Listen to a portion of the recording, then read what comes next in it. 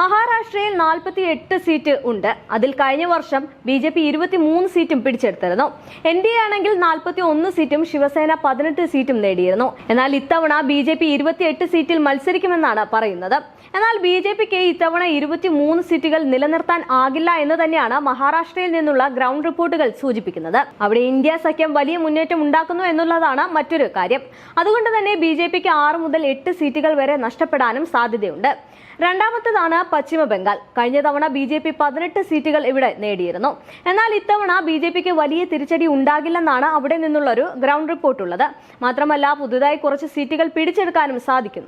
എന്നാൽ തൃണമൂൽ കോൺഗ്രസ് ആഞ്ഞു പിടിച്ചാൽ BJPക്ക് 3 സീറ്റ് നഷ്ടപ്പെടാനും സാധ്യത ഏറെയാണ്. ഇനി നോക്കുകയാണെങ്കിൽ ബീഹാർ 40 സീറ്റിൽ കഴിഞ്ഞ തവണ BJP 39 സീറ്റും പിടിച്ചെടുത്തിരുന്നു.